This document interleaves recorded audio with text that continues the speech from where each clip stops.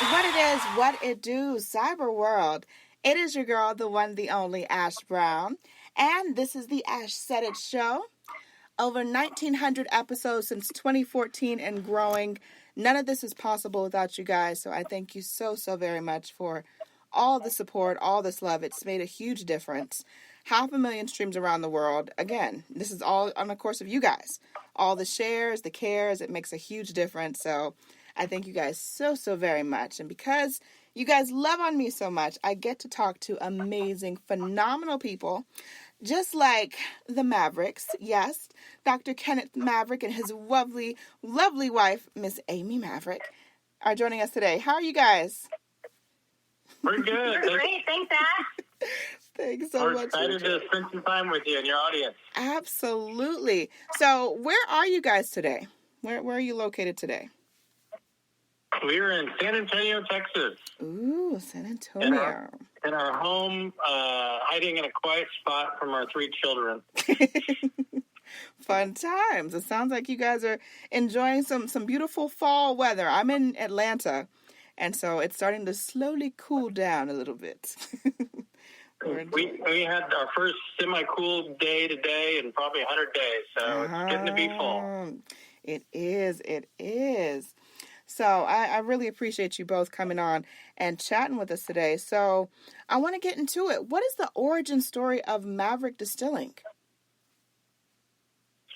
Well, it started kind of one summer when I really kind of got into genealogy, and there was some an old trunk that my grandmother had given me, and I carried it around for 20 years, and I had a week kind of to myself, and Amy was visiting her family, and I decided I wanted to basically scan all these old documents just to make sure that they, stayed, fresh in perpetuity and that we could have a record of them. And I started reading letters, and a lot of them were either love letters between husbands and spouses or mothers and sons. And it was kind of a log of a lot of our family history going back way into the 1800s. And then started to get more interested in the genealogy and went to some archives in San Antonio and Austin, and amongst that there were a history of distilling in the family that went back to the early 1800s as well.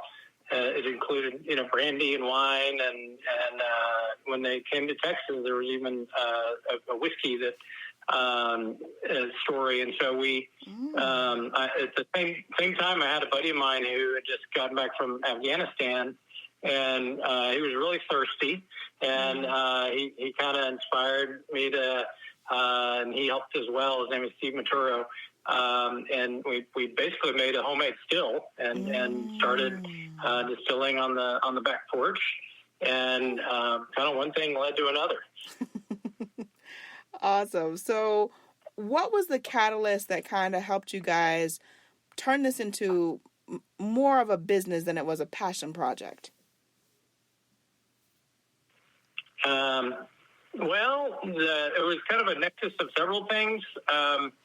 The whiskey, as it was aging, was good. That was kind of the first layer. And then as I was doing it to a little bit larger scale in our basement, we had a fermenting mishap at some point, and we have different versions of the story. Amy can tell hers, but she invited me to maybe do it somewhere else. And at the same time, the building that was on our original family homestead came available, and that was a really powerful and meaningful site. It was the site of where my great-great-great-grandfather basically founded his home and homestead that was right next to the Alamo. And he founded it next to the Alamo because he was one of the last living messengers to leave the Alamo 2 days before it fell. And so he lost all his friends and comrades. And so he always harbored a survivor's guilt with him. And so soon after the fall of the Alamo, he came back to San Antonio and bought up a large amount of land surrounding the Alamo, which was really a war zone and not a nice place to live at the time. And so he wanted to pay tribute to all his fallen comrades and live there and named several city parks after them that he donated to the city. So this particular spot that he referred to even in his diaries was very special to him. And so we bought the building, which was kind of a dilapidated 100-year-old bank building, and took a while to restore it. And inside it, we also made a distillery. And so that's really how it all began. Wow. So, Amy, I want to get a little bit of your take on things. When your husband is starting this new venture, we'll say it's a venture. Where did your mind go to? Oh gosh, I don't know. We have 3 young kids, and I was working and mothering, and I'm not sure that I really understood what he was wanting to do. Mm-hmm. The incident in the basement was an overflow of mash in the middle of the night all over every single surface of the basement. And by the time we went down there, because our basement is really just used for air conditioning equipment, it was all dried on everything. And I just turned around and walked upstairs and was like, this is you. And I think I did ask him to please do it someplace else. I didn't realize that would be in a building downtown, but we both have a love for old historic buildings, and this building in particular wasn't on the registry, and we had heard some chatter that potentially someone wanted to buy it and maybe even knock it down to build something new, and especially because it was on his family's original homestead, and it's such a beautiful building.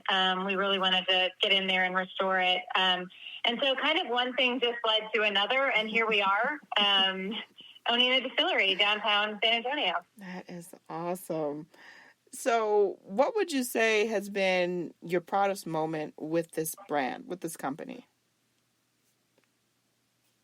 Well, a lot of it, we have some, about 5-year-old whiskey now, and we're starting to win some international awards. And so, we're very proud and pleased with the product that's coming out. And it's certainly a long game, and we had no idea exactly how it was going to turn out 5 years ago.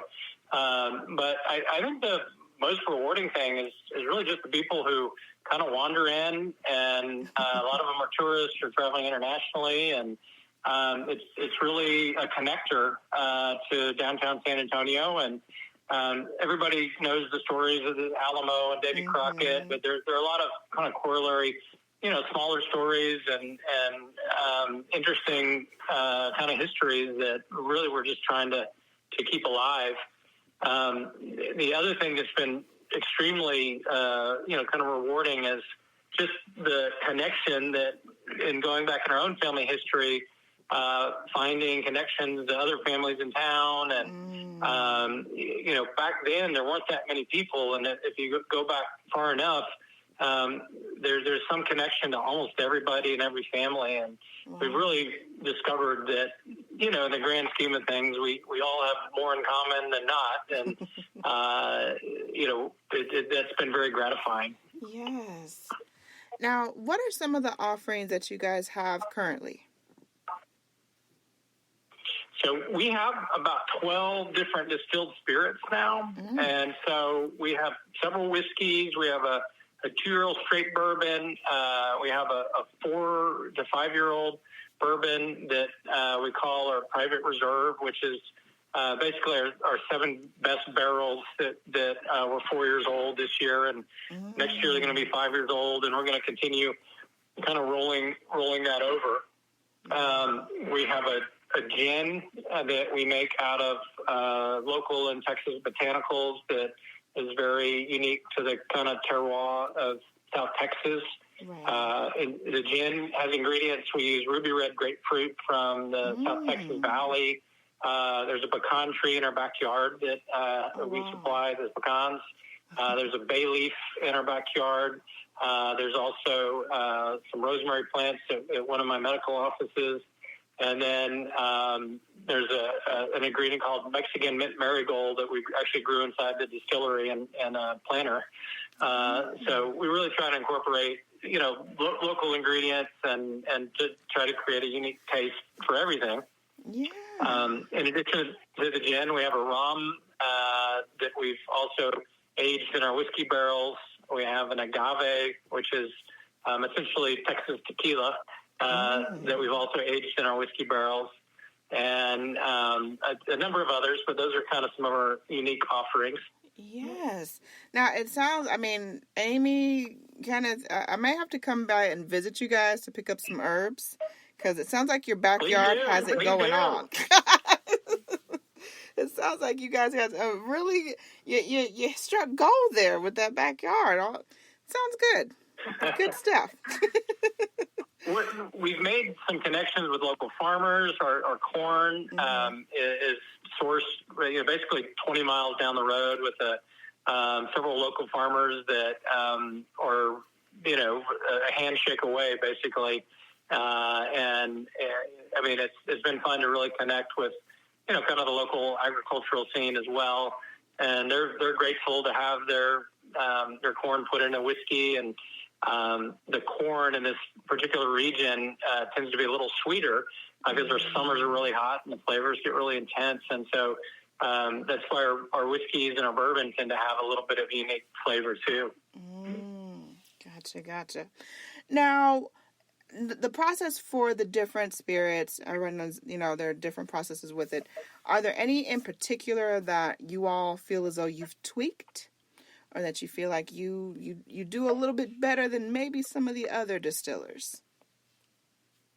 Well, one thing that's unique, and this was, we call it kind of our happy accident, was early on we were distilling what we thought was a rye and making a rye whiskey. Right. And for about a month, we were just having fits with it bubbling over and really creating a big mess in the distillery, and spent a lot of time cleaning up. And I also have a medical office. I'm an ophthalmologist is my day job, and looked at some of the grain under a microscope, and our distiller at the same time had contacted the malt house where we get the grain from, and said, this rye is something weird about it. And the grain house, which happens to be the Maverick malt house, said, we're very, very sorry.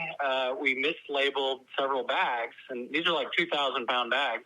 And we sent you a grain called triticale. And so I didn't know what triticale was at the time, but it's kind of this ancient grain that is a hybrid between rye and wheat. And so we made it for a month and had even distilled it. And so we said, okay, let's put it in a barrel for 2 years and see what happens. And so we pulled it out, I guess about a year and a half ago, and now it's winning national awards. We're unsure that anybody's ever done kind of a triticale whiskey like that before. So it's kind of a unique offering that we've contacted the farmer again last year and said, hey, we need a whole bunch of this grain now. Can we get it? And so they grew it special for us, and we distilled it for several months last year. So in about another year and a half, we're going to have another unique offering. Wow, that is so cool. I love that. That is wow. You see how things work out? God has a way of working those things out in the universe for us. That is awesome. So what do you feel, and you may not be able to answer this because I know, we got to keep things under tight ropes. We can't release everything to everyone at once, but what is something, maybe the next chapter in Maverick Distilling? Well, we even have a whiskey that we haven't released yet that was, kind of made in honor of some of the original ingredients that they were using, back in the 1800s. And so that's one that we've had in a barrel for almost 5 years now, and had recently even had it tasted by kind of an expert whiskey taster and noser, and she thought it was very good. So that's yet to come. and it doesn't even have a name or a bottle yet. So, this has been an exercise in patience and certainly delayed gratification, but you can't rush it. We're trying to do it kind of the old way, and we don't flavor or artificially flavor or color anything. And so, that's really a tribute to also the patience of our ancestors who, were extremely patient under the living conditions they were in, in the 1800s. But we're trying to be as patient and as gritty as they were. Okay. I think that's definitely, you guys, you figured out your own formula, which I love, that makes it more original, and, you stand out against any competition because you're your own brand. You guys are doing things your way, and it's working beautifully. So I love it. Thank you. I do love that. Now, last but certainly not least, what advice would you offer for the next generation of young distillers?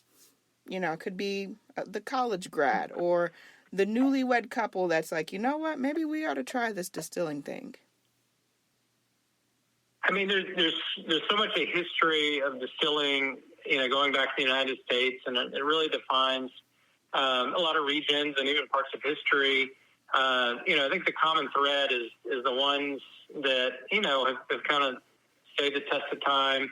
And everybody has their own story, and it's worth learning. And I would say visit as many distilleries as you can, because they're, especially the small craft distilleries, they're all totally unique. They're all, mom and pop, and have their own story, and all just slightly different. And that's the beauty of it. And then, just stay true to yourselves and your brand, and, put an emphasis on quality. And, I think people know and taste and understand authenticity. And that's really what we're trying to be. Sounds like the move. Kenneth and Amy, thank you so much for coming through today. Certainly appreciate you guys. Thank you. Sharing your story. Enjoyed it. Yes, and I know that as the months go on, and I know that you guys are, you're cooking some stuff up in the back lab, and, maybe we couldn't talk about it today, but I would be honored if you would come back and share that with our audience first. When there's new announcements, anything new going on with you guys, I love and support the brand, and you guys are doing amazing work. So keep it up. Oh, thank you so much. We would love to do that. We would love to be on your show again, Ash. You're so much fun. Thank you. Thank you. And anyone that's been listening and tuning in, let them know the best way to check you guys out, to follow you on across social media, and everything else. Our website is maverickwhiskey.com, and you can go to that website. We also have a website that connects to it, maverickdistilling.com. So either one of those will work. And that's the best way to find our product. You can buy it online, and we ship to 42 states. And come visit us downtown San Antonio at 115 Broadway, and we give tours and tastings. And it's really special when you do it on the homestead. And our distillery is right there. Our distillers are right across the window, and we'll be glad to tell any story you want to hear. Sounds like the move. Well, much more success to you guys into 2024. That's right around the corner. We'll see that pretty soon. Yes, it is. So, yeah, thank you. Not a problem. And I appreciate each and every one of you guys for all of your love and support. Always remember, anyone to tell you that you can't do what you want to do, you look them square in the face. You tell them, don't believe me. Just watch. Watch what I do. Watch me make it happen. Watch me make history. That's what we're doing this for, the history books. Social media is nice, but real life is so much better. Until next time, you guys.